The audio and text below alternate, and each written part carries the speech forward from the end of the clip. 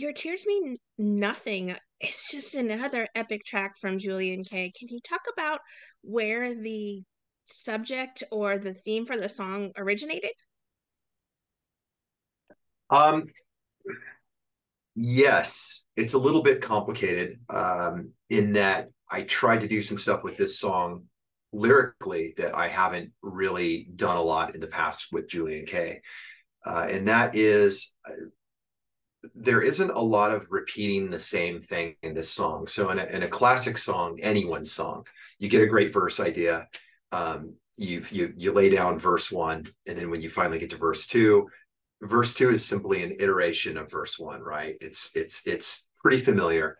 There might be some tweaks and changes and obviously different words, but it's essentially the same melody. Same for the choruses. You come up with a great chorus. The typical thing you do is you rinse and repeat three times. And on this song, I really tried to explore the concept, like the psychological value of novelty. And I took a kind of a gamble and tried to figure out if it could work where I do a hooky verse that's really cool, and then I build it into another great part, and then do obviously a sing-along cool chorus. And then I go into, verse two is a complete departure, an absolute departure. It's literally a different character, but it's telling the same story. And chorus two, it starts out familiar, and then I completely depart into a whole different, B section or refrain, or I guess what could even technically be a bridge, but it's really over the chorus. So the point is, I didn't do a whole lot of repeating myself on this, other than the hook, "Your Tears Mean Nothing."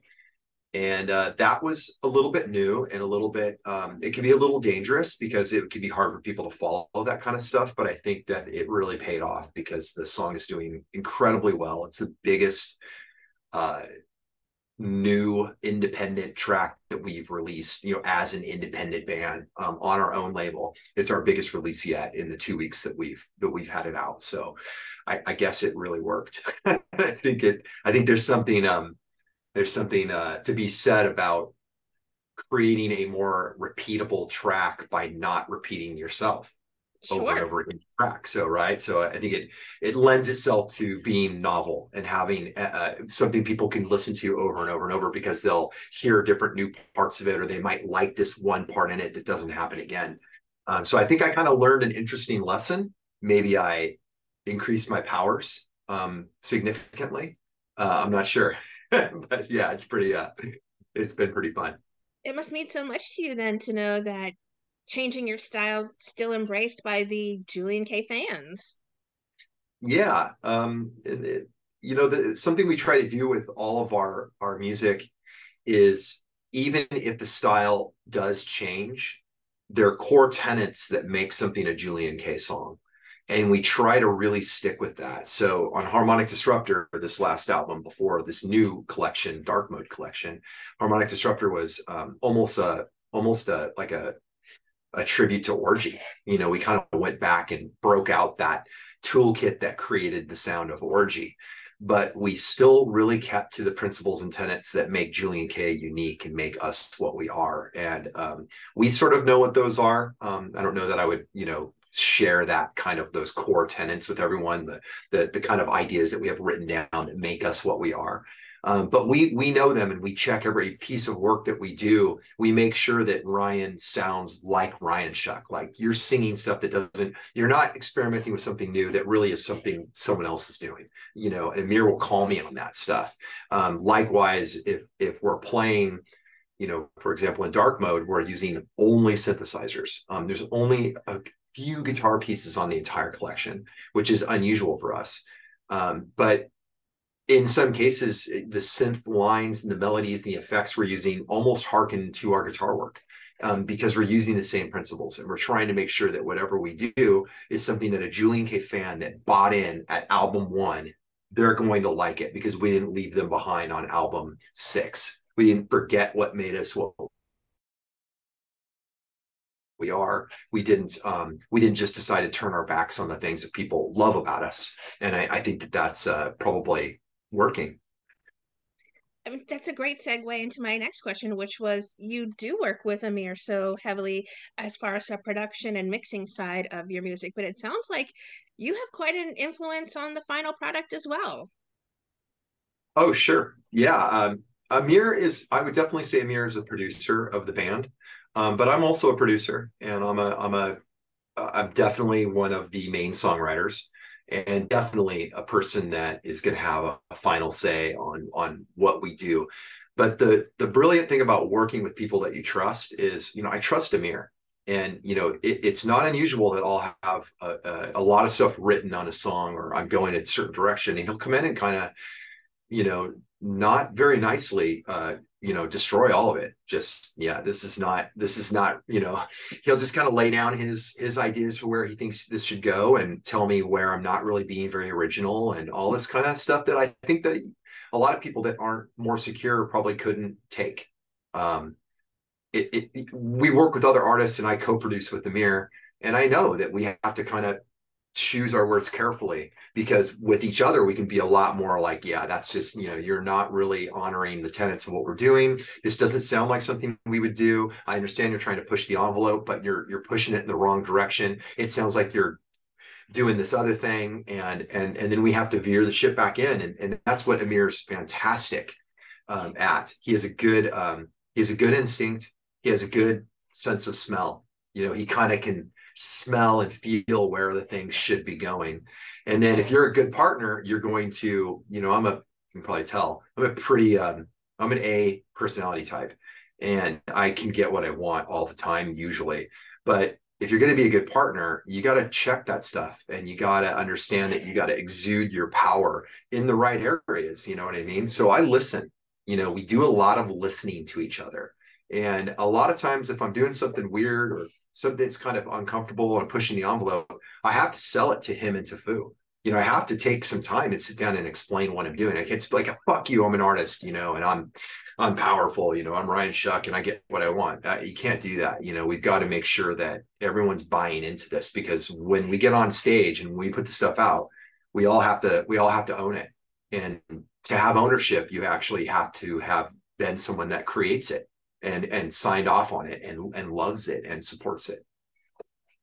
Will be This is the first single, I should say, off of your upcoming Dark Mode collection. Is it an EP? Is it an album? Is it a little bit of both? That's a good question. It's a question that we've gotten a lot of. I know that I use a lot of colorful words and ways of describing what we're doing that help me make it more interesting to me and help me think of it differently. I call it a collection. We have two collections we're working on now. We've got Trauma Echoes, which is it's sort of like us getting out of Harmonic Disruptor. So there's a lot of guitars and stuff like that. It's still electronic. It's darker. It's actually more depressing. I would almost say that it's more along the lines of like some of the Cure's best stuff, like, Fascination Street and Pornography and stuff like that, but heavier and kind of our style. And Trauma Echoes, the name of the collection is very much describes what it is. It's the echoes of trauma, whereas Harmonic Disruptor might be a real kind of encapsulation of the death of our best friend, Chester, and kind of us going through that, because that'll happen while we were writing the album. And it just really kind of became this thing.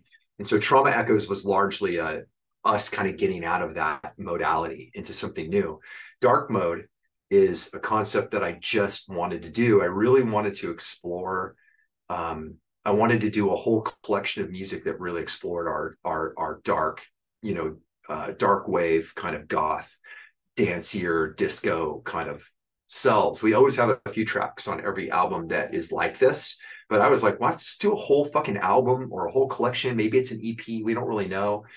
But when we think of things like a fashion collection and it's not so rigid, whatever it ends up becoming, like let's say we create 11 songs that are dark mode, we can make that all into an album when we see fit, because the way we're doing things now is we're dropping things as singles every 4 to 6 weeks right now. So we have the pipeline is pretty full of singles all the way through, at least towards the end of the year. We have songs coming out regularly, most of which are dark mode. Of Couple are collaborations, and we call those alternate universe. And those are because our collaborations, we approach it a little differently.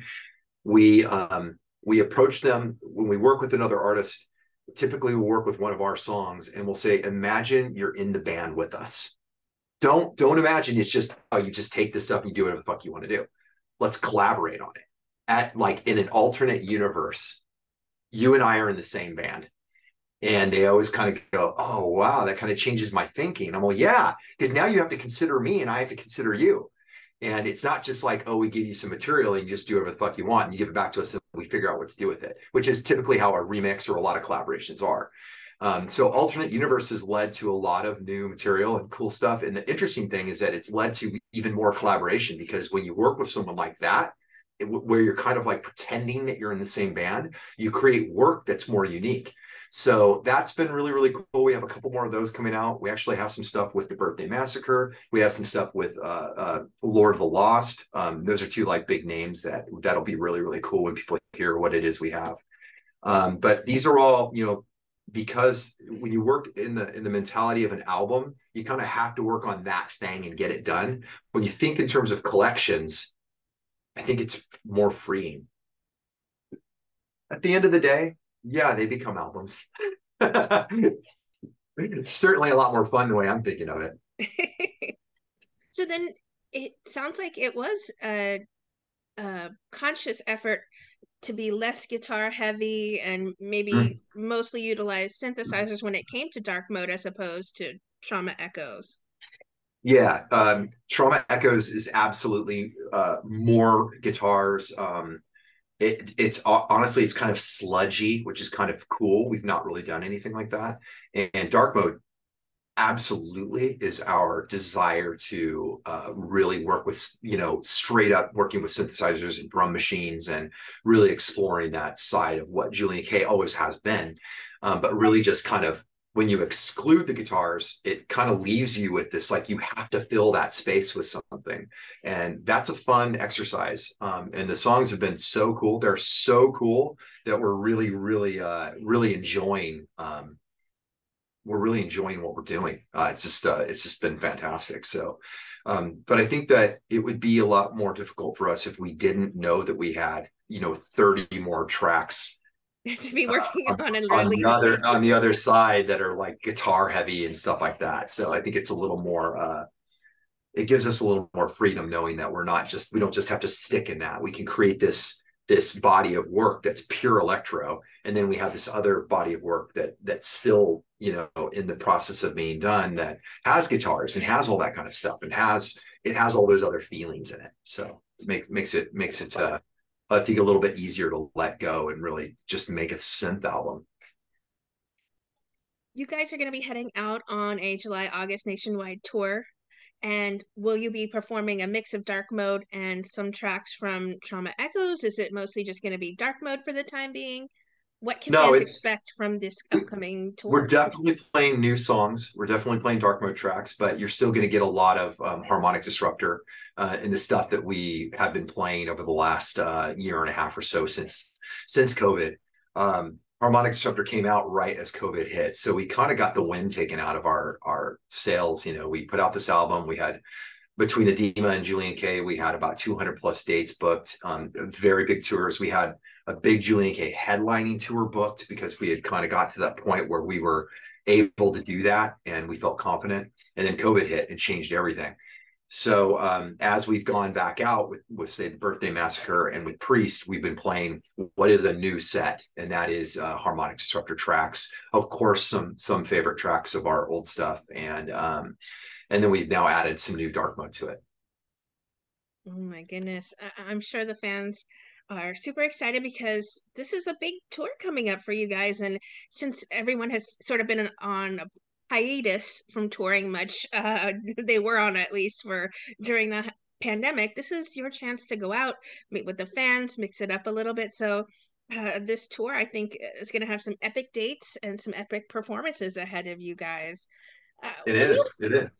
what do you hope lingers then with audiences when they explore dark mode or even traumatic excuse me, upcoming album Trauma Echoes, do you have something that you hope lingers with them from these albums, whether separately or collectively?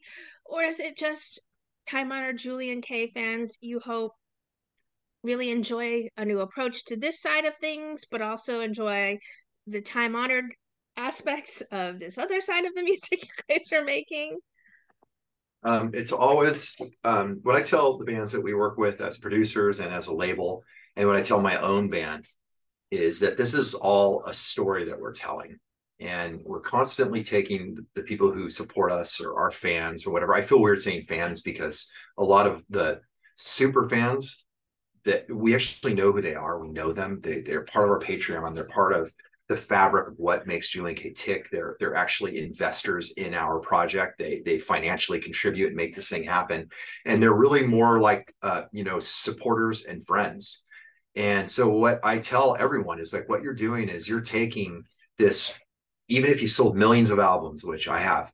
I am looking at a platinum record behind the camera right now that's sitting cockeyed because I don't know where to put it.